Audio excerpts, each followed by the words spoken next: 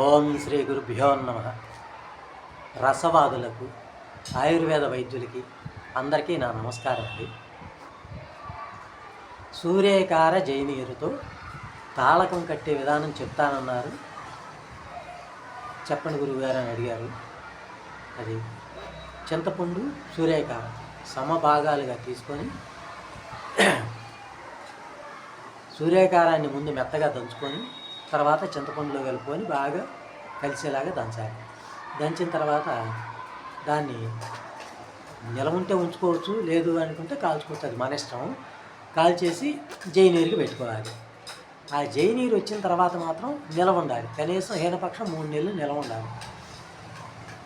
పైన ఎంత ఉన్నా పర్వాలా, ఎంత నిలవ ఉంటే అంత మంచిదే. ఆల్రెడీ ఎవరి దగ్గర నిలవ ఉన్న జైనీరును ఉపయోగించుకోవచ్చు. అయితే అట్టి జైనీరు తీసుకొని మనం ఎంత ఉప్పు అయితే తీసుకుంటామో సముద్ర లవణం ఎంత అయితే తీసుకుంటామో అంత తాళకం సమభాగాలుగా తీసుకొని ఈ జైనీరుతో బాగా మర్దించాలి. ఆరంగా జైనీరు పోస్తూ బాగా తాగించి బాగా మర్దించాలి. మర్దించిన తర్వాత దాన్ని బిళ్ళదట్టి ఒక పుటం వేసుకోవచ్చు, 5-6 పిడకల పుటం. లేదు పుటం కూడా ఎందుకులే అనుకుంటే ఒక ప్లాస్టిక్ కవర్లో కట్టి పక్కన పెట్టేసేయండి.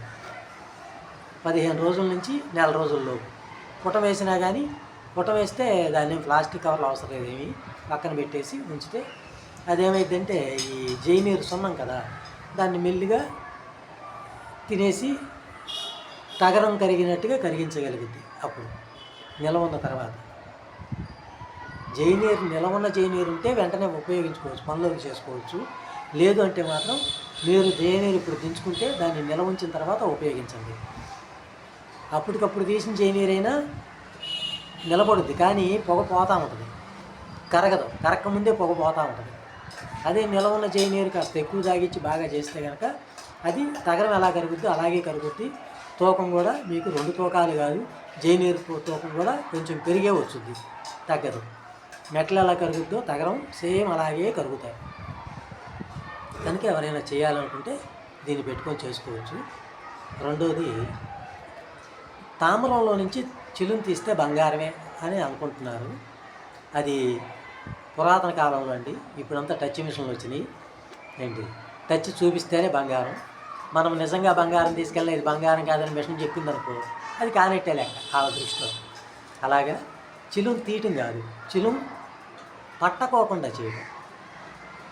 ఎందుకంటే ఇప్పుడు ఇనుముంది, మట్టిలో వేస్తాం, అది మొదల్లో కొంచెం తుప్పే పట్టుద్ది. దాన్ని వదిలేసామనుకో మొత్తం అసలు అక్కడ ఆ వేసిన ఇనుప ఉండదేక, కొడితే తుప్పుకుని రాలిపోయింది మొత్తం పౌడర్. అంటే తుప్పు తినేస్తుంది అన్నమాట అక్కడ.